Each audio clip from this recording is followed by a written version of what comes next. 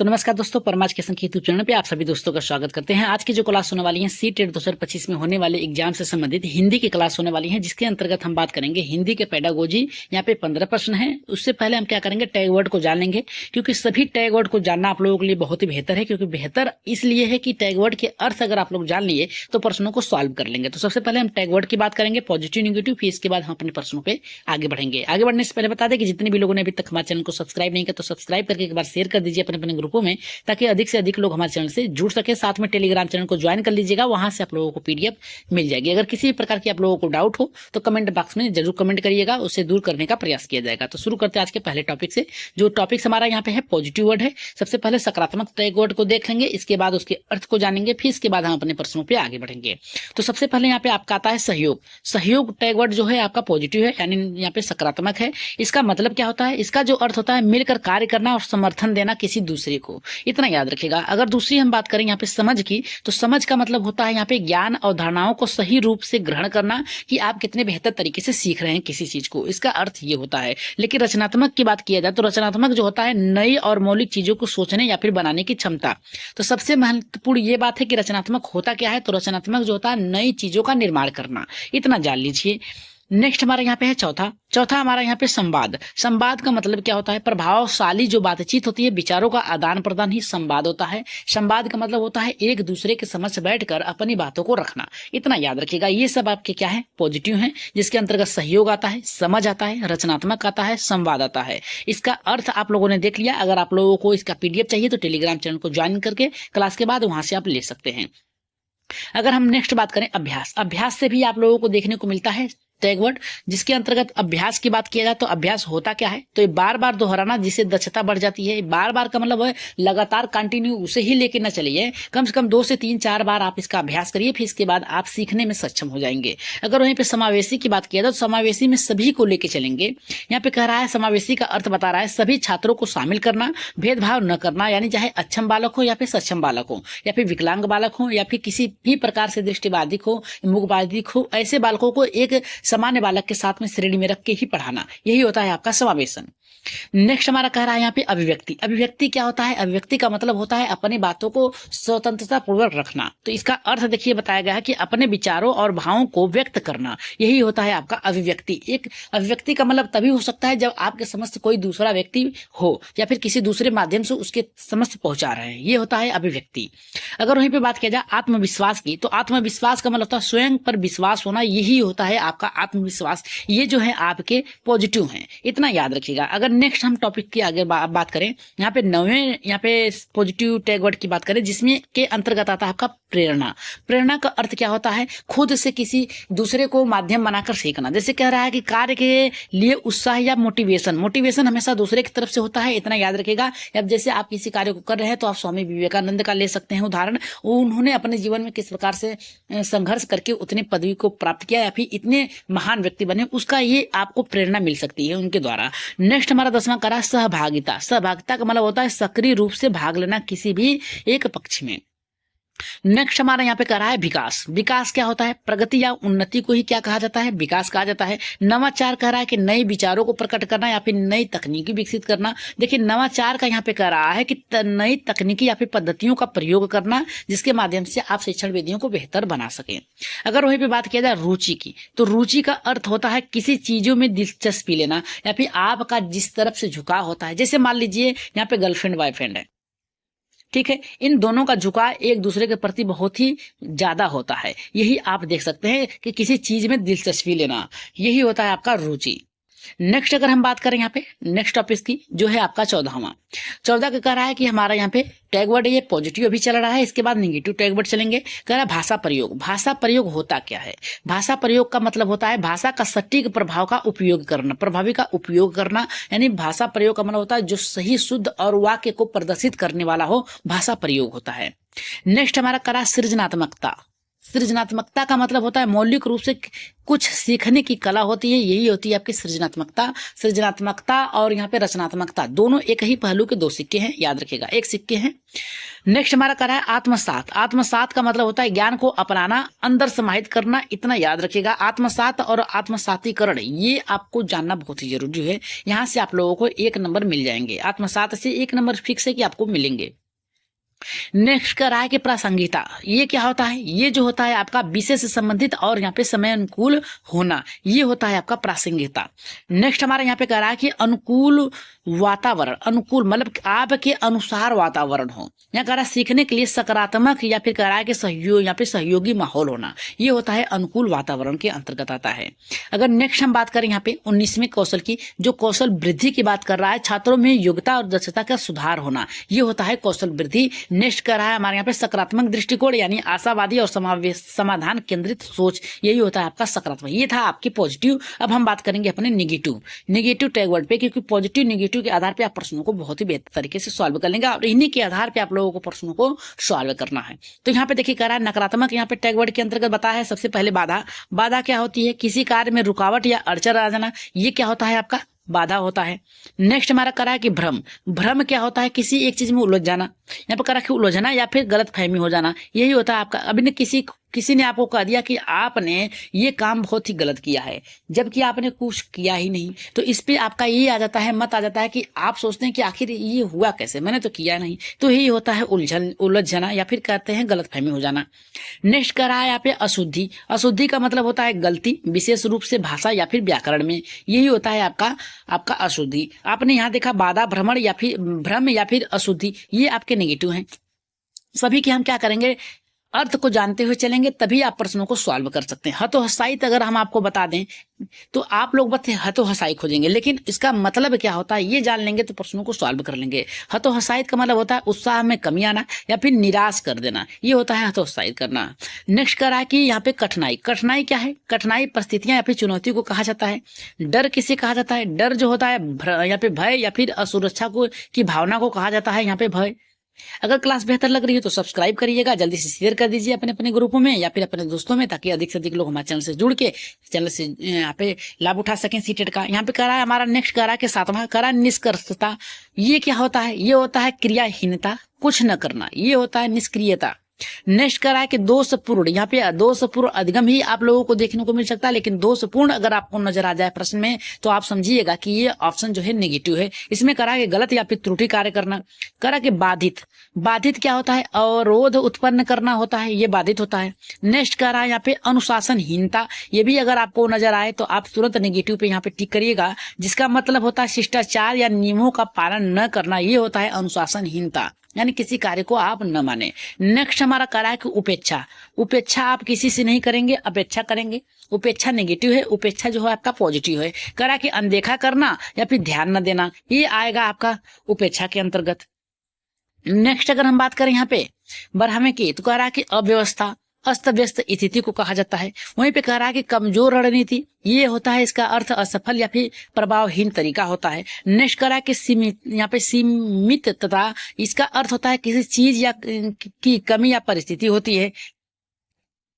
तो नेक्स्ट अगर हम बात करें यहाँ पे किसी चीज की कमी या फिर यहाँ पे परिमितता होती है। वहीं पे निरसता की बात करा जाए तो इसके अंतर्गत आता है बोरियत, यानी आपका मन न लगना, उत्साह की कमी, ये होता है। अगर बात करी जाए यहाँ पे एक रूपता की बात की जाए तो किसी एक पे विशेष ध्यान देना, जैसे में विविधता का अभाव होना या फिर सब कुछ एक जैसा होना। हमने कहा ना एक रूपता का मतलब किसी एक पर ही निर्भर रहना, ये होता है आपका सबसे बेहतरीन अर्थ इसका। अगर हम बात करें 3 और रह गए हैं, उसको देख लीजिए, फिर इसके बाद हम अपने प्रश्नों पे आगे बढ़ेंगे। करा कि यहाँ पे करा कि अनुपयुक्तता, इसका मतलब होता है उपयुक्त या फिर सही न होना। असहमति की बात करा कि मतभेद होना, किसी 2 लोगों में आपस में एक बात न बन पाना, ये असहमति हो जाता है। दबाव की मतलब ये है कि आपको किसी ने कहा कि यही पढ़िए तो पढ़िए, आप अपने मन से पढ़ेंगे तो खुले वातावरण में पढ़ेंगे, अगर आप किसी के दबाव में पढ़ेंगे तो अभिसारी हो जाएगा। नेक्स्ट कह रहा है कि तनाव या जबरदस्ती की स्थिति को ही कहा जाता है दबाव। वो यहाँ पे करा है वर्जना। वर्जना का मतलब होता है समाज या शिक्षा में यहाँ पे निषेध समझने वाली या फिर विषय के अंतर्गत आता है। तो आप लोगों ने इतना देखा, ये था आपका नेगेटिव और पॉजिटिव वर्ड। अब बात करेंगे अपने यहाँ पे प्रश्नों पे, जो कि आप लोगों को देखना है, यहाँ पे प्रश्नों को सॉल्व करना है। अगर क्लास बेहतर लग रही हो तो सब्सक्राइब करके एक बार शेयर कर दीजिएगा अपने अपने ग्रुप में, टेलीग्राम चैनल को ज्वाइन करके पीडीएफ प्राप्त कर लीजिएगा। यहाँ पे कह रहा है कि पॉजिटिव इसमें प्रश्न में खोजना है। तो पहला प्रश्न कह रहा है कि हिंदी भाषा के शिक्षण में बच्चों की मातृभाषा का प्रयोग किस रूप में सहायक होता है। तो इसमें आपको पॉजिटिव टैग वर्ड खोजना है। पहला कह रहा है कि बच्चों को भ्रमित करना एक आपका नेगेटिव आ जाएगा। शिक्षण को जटिल बनाना यानी कठिन बनाना, ये भी आपका नेगेटिव आ जाएगा। यहाँ पे मातृभाषा को यहाँ पे प्रयोग करना है। अवधारणाओं को समझने में मदद करना, यही आपका मातृभाषा के उपयोग में आएगा। राइट आंसर आपका तीसरे के साथ जाएगा। व्याकरण में त्रुटियों को बढ़ाना, त्रुटियां व्याकरण के दौरान त्रुटियां ठीक की जाती है, न कि उसको बढ़ाया जाता है। तो राइट आंसर आपका तीसरा यहाँ पे सही होगा। अगर व्याख्या की बात करें इसकी, तो इसके अंतर्गत बताया है कि भाषा शिक्षण में सहयोग पहली को उजागर करना ही आपका मातृभाषा के अंतर्गत आता है। अगर हम बात करें दूसरे प्रश्न की, इसमें आपको नेगेटिव खोजना है। तो यहाँ पर कह रहा है निम्नलिखित में से कौन सा हिंदी भाषा शिक्षण की बाधा नहीं है। कह रहा है कि मातृभाषा का अत्यंत प्रभाव, ये तो आपका है। यहाँ पे बाधा नहीं की बात कर रहा है, अत्यंत प्रभाव, अत्यधिक प्रभाव कर रहा है। शब्दावली की कमी, ये गलत है। अनुशासित कक्षा, यही आपका राइट आंसर होगा। नहीं होता है, बाधा नहीं है, यही आपका राइट आंसर होगा। तो राइट आंसर आपका तीसरा था। अगर हम बात करें इसकी व्याख्या की, तो इसमें बताया गया है कि बाधा के अपवाद को पूछा जाता है।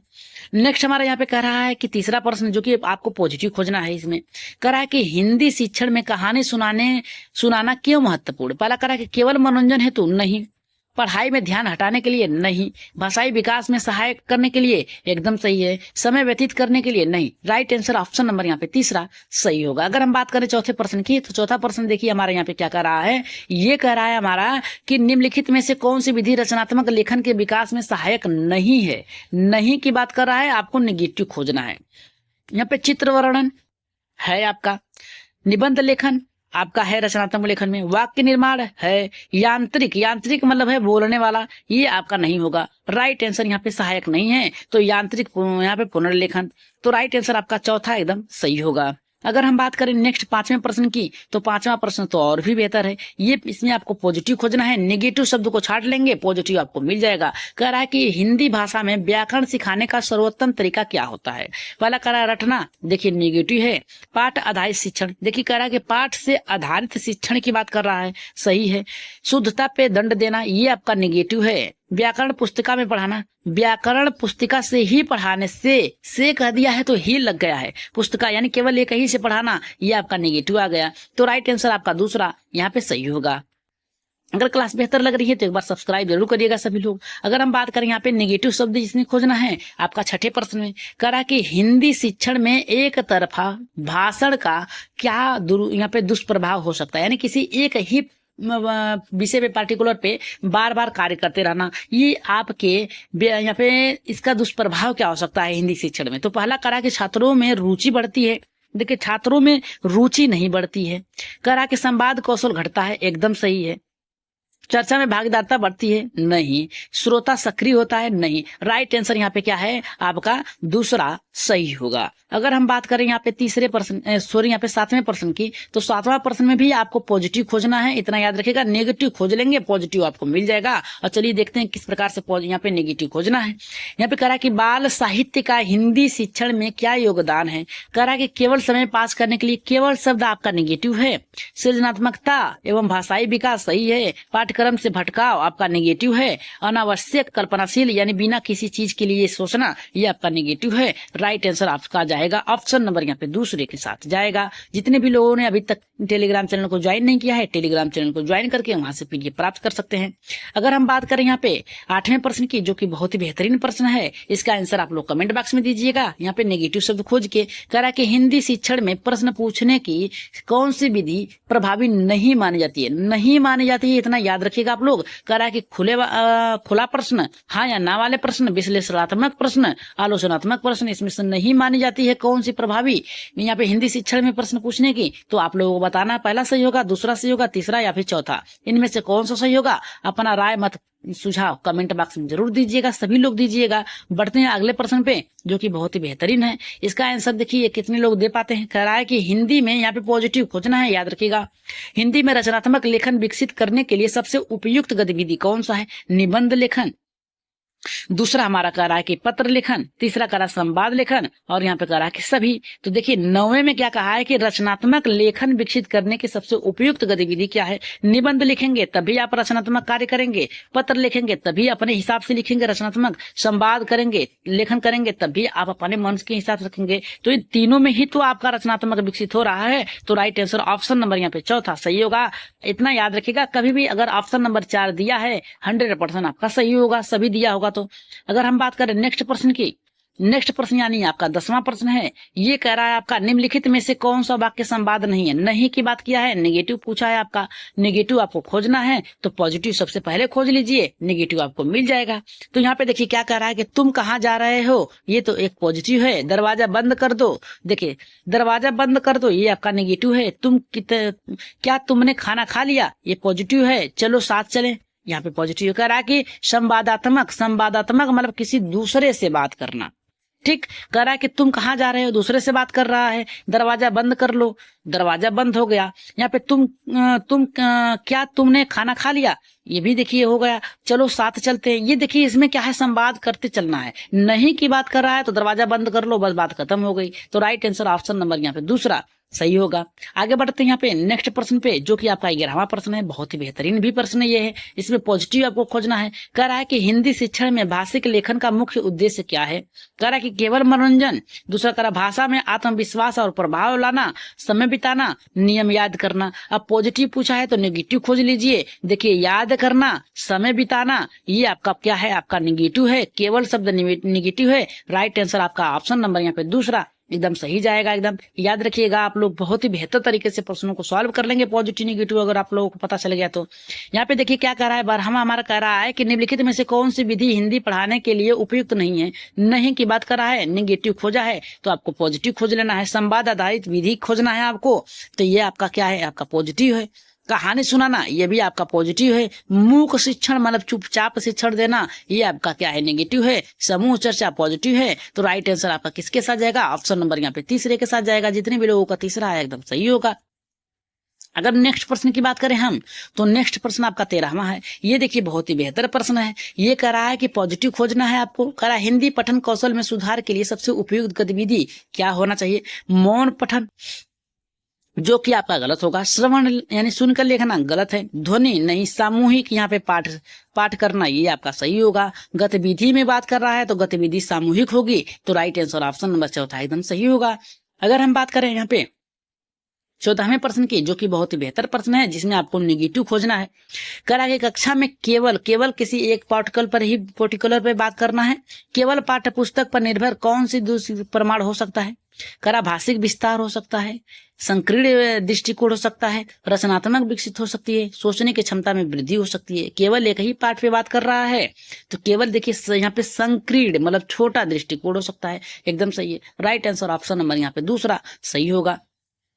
अगर हम बात करें यहाँ पे नेक्स्ट प्रश्न, जो कि आज की क्लास का लास्ट प्रश्न है, जिसका आंसर आप लोगों को कमेंट बॉक्स में देना है। कह रहा है कि हिंदी शिक्षण में ICT सूचना संचार तकनीकी का प्रयोग क्यों महत्वपूर्ण है। पहला कह रहा है कि बच्चों को डिजिटल उपकरण सिखाना, दूसरा कह रहा है विषय में रुचि की भागीदारता बढ़ाना, तीसरा कह रहा है कि बोर्ड पर लिखने से बचना, चौथा कह रहा है कि समय बचत करना। तो इसका आंसर आप लोग कहाँ देंगे, कमेंट बॉक्स में देंगे। और बताइएगा कि आज की क्लास कैसी लगी। टेलीग्राम चैनल को ज्वाइन करके वहां से क्लास के बाद आप लोग PDF प्राप्त कर सकते हैं। अगर क्लास बेहतर लगी हो आज की तो एक बार लाइक शेयर सब्सक्राइब जरूर करिएगा। सभी लोग सब्सक्राइब करके शेयर कर दीजिएगा अपने अपने ग्रुपों में।